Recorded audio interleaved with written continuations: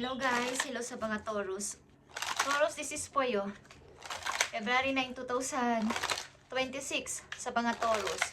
Maaari ninyong katanungan sa inyong isip guys o sa inyong puso. Okay Taurus, this is for you. Tingnan natin.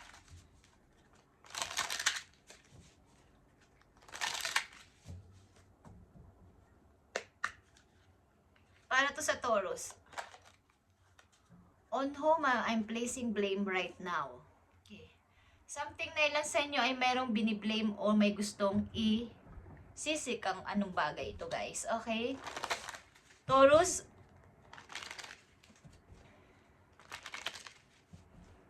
sa inyong kasalukuyan, maaaring meron kayong gustong isisi sa iba or vice versa. Okay, Taurus, tingnan natin to. On whom am I placing blame right now? Ang inyong katanungan o katanungan ng isang person sa inyo. Parang ito ay nagdaang person sa buhay nyo.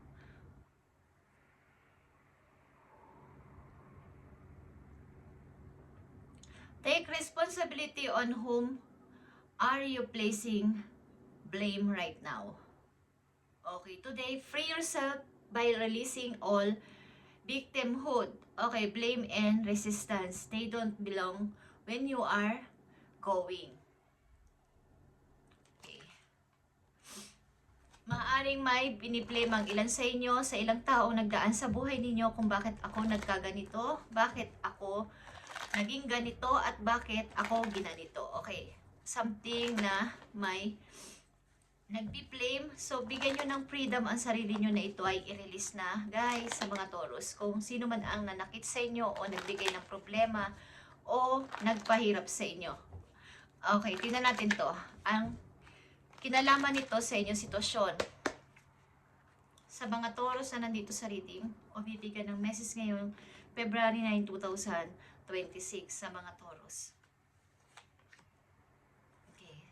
Something na may betray sa inyo o may nagtaksil o nanakit ng napakamaraming beses or sobra-sobra. Kaya, on whom am I placing blame right now? Bakit ako nandito pa rin sa sitwasyon ko na to, o bakit ako naka-stuck dito nandito pa ako ng matagal na pagkaka-stuck ko, o ang tagal ko dito bago nakaalis sa sitwasyon kong mahirap, is may taong gusto kayong i-blame o kayo sisihin or something. Okay guys. Ito yung time na kayo ay i-release nyo to, yung kayo ay biniktima o nambiktima. Okay. Sapagkat hindi kayo makakaalis dito ng lupos-lupos kung andito pa din yung kirot sa puso ninyo. Maaring may nagsinungaling, may nagtaksil sa inyo, Taurus. Okay, tingnan natin to guys. Yeah, may umalis sa inyo, maybe, na tao. Mahal na mahal nyo ang person na to, pero kayo ay nilisan pa din ng person na to, or iniwan. Mahal na mahal nyo man siya, nagbigay kayo ng maraming pagmamahal o effort sa tao na to, is iniwan pa rin kayo sa kawalan. At ang tagal yung na-stuck dito at napakasakit nito. Okay guys. At meron dito nagsimula mula umpisa. Mahirap man pero nag-start ang ilan sa inyo ng napakadali lang or medyo natagalan pa. Okay guys. At nagtrabaho, nag-ipon ng pera, nag-ipon ng kung ano man, is niisip nyo sa future, anong gagawin ko dito sa ipon ko? Okay. At nandito yung tagumpay guys, okay? The Chariot is here. Nandito yung tagumpay, pero nanatili pa din yung kirot, nanatili pa rin yung sakit sa inyong puso.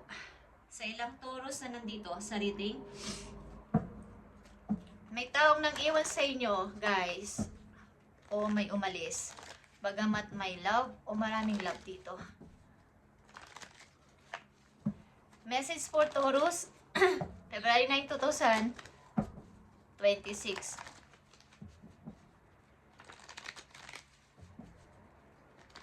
Mukhang gusto nyong patunayan sa tao na to na iniwan mo man ako is nagpapatuloy ako sa buhay. Nanakit Sinaktan mo man ako is, nagpapatuloy ako sa buhay, lumalaban sa buhay, hamon ng buhay. Okay, tingnan natin to, Taurus. Mga paparating pang message for you. Yeah, guys.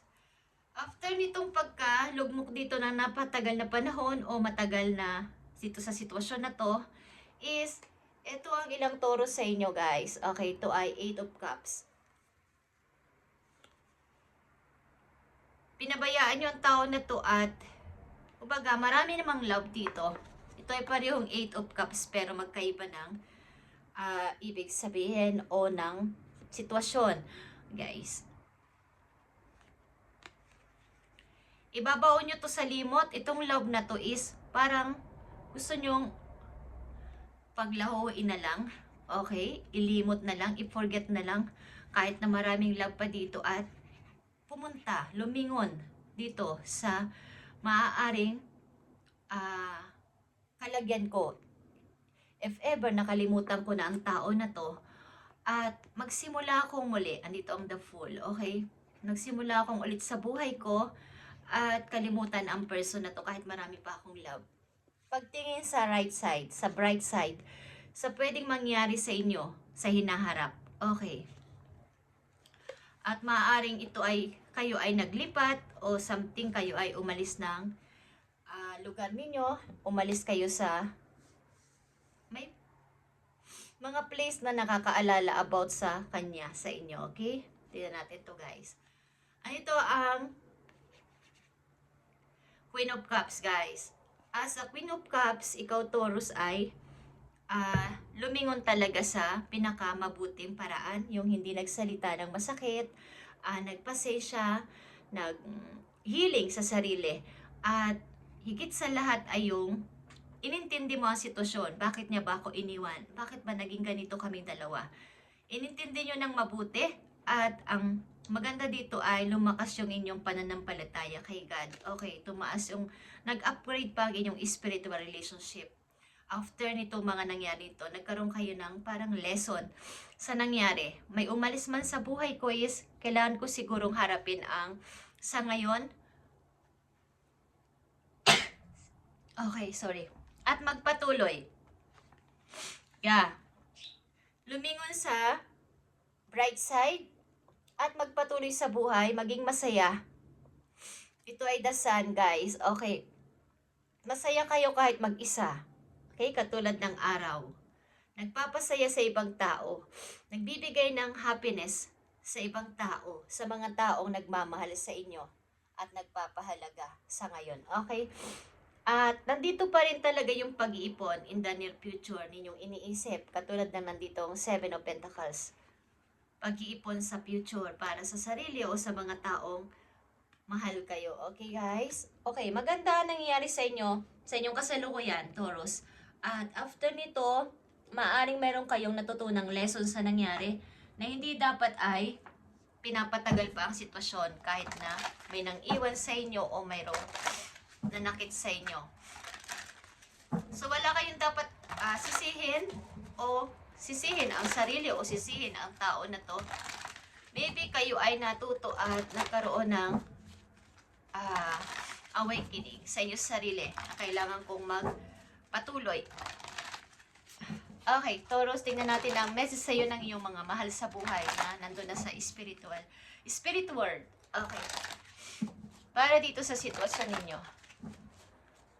Mukhang ito ay parang lesson learned ninyong masasabi sa inyong sarili na kahit iniwan ako ay magpapatuloy ako sa buhay kahit wala ka nais. Andito yung pagtingin sa hinaharap. Okay? Sa dako pa roon na may future pa ako. Meron pa akong dapat na alamin sa buhay. Okay. Message sa inyo na inyong mahal sa buhay na nandun na sa spirit world, guys. Andito ang inspire passion. Taurus. Okay. Kung kayo ay naboboring sa buhay at maaring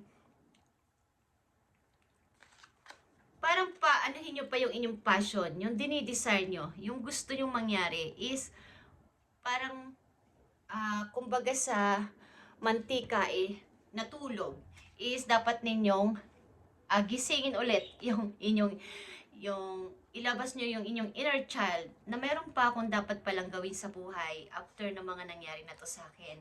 At wala akong dapat i-blame sa iba. This is an opportunity to set new goals, Taurus. Okay? Bagong goal sa buhay mo na dapat mong alamin. Now is the time to reignite your passion and rejoin life. Okay, rejoin life. I-ignite mo. Kumbaga ay, ito pa pala yung kaya kong gawin bukod sa mga naiisipan ko o bukod sa mga nalalaman ko noong unang-una pa. Is marami pala akong dapat pang i-discover sa sarili ko. Kumbaga, explore o expand your roots. Okay.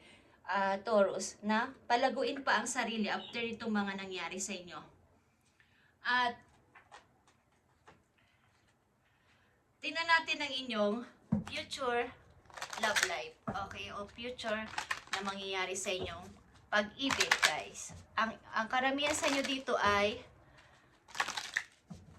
nagtatrabaho ng napaka-busy, nagpapaka-busy, okay? At nag-grow sa sarili.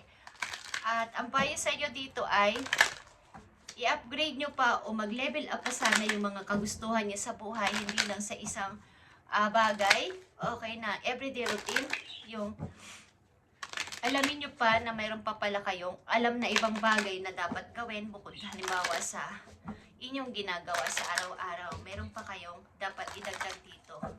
Okay. Kumbaga sa nag-game, naglalaro sa mga kanilang mga paboritong games is hindi lang nasa level 1 kayo. Mag-level up pa. Level 2, level 3 hanggang sa napaka-taas pa ng level. Okay, yun ang example doon. Taurus, tingnan natin ang pag-ibig ninyo. Silipin natin ang inyong pag-ibig. Okay, ito ay synchronicity, Taurus. A divine soul counterpart relationship be blessed with amazing moments of synchronicity. Ibig sabihin nito, ang darating na person sa inyo ay maaaring hindi nyo pa kilala o ito ay mangyayaring kayo ay parang pinagtagpo ng tadhana, divine timing ito na mangyayari at magaganap sa inyo na ito ay mararamdaman mo na lang o makikita mo na lang kahit di mo hinahanap o darating na lang sa buhay mo kahit di mo hinahanap. Okay, ang tao na to na darating sa buhay mo. Okay? Ito ay amazing moments of synchronicity. Okay, pareho kayo ng mga hilig sa buhay at magkakasundo kayo. Okay, Taurus, at last message po you na may kinalaman din sa inyong sitwasyon o naging sitwasyon at sa inyong kasalukuyan. Tuloy-tuloy kayo nag-iipon ng money, guys. Ang karamihan sa inyo ay may impok na kahit paano ay lumaki na at meron kayong plano sa hinaharap na i-build something. Okay. Tingnan natin. Taurus. Lalaki man kayo, babaeng Taurus, this is for you. At wala pong ang reading na ang binabasa natin dito ay walang ito ay lalaki at babae, okay? Ano man ang sign na binabasa ko dito, para to sa lahat at para to sa mga ganito ang sitwasyon. Kung ganito ang sitwasyon nyo, kumuha kayo ng idea o para maging guide nyo to sa araw-araw nyo. If you find yourself stuck in the situation,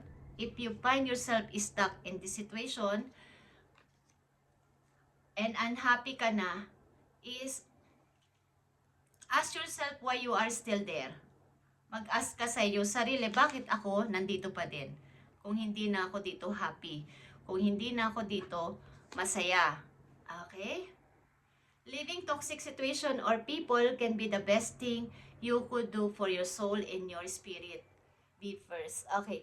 Ibig sabihin, kung kayo'y nararamdaman nyo na sobra na akong nasusuffocate, nadidrain dito sa mga toxic na tao, toxic na karelasyon ko, is why? Bakit hindi pa rin kayo umalis?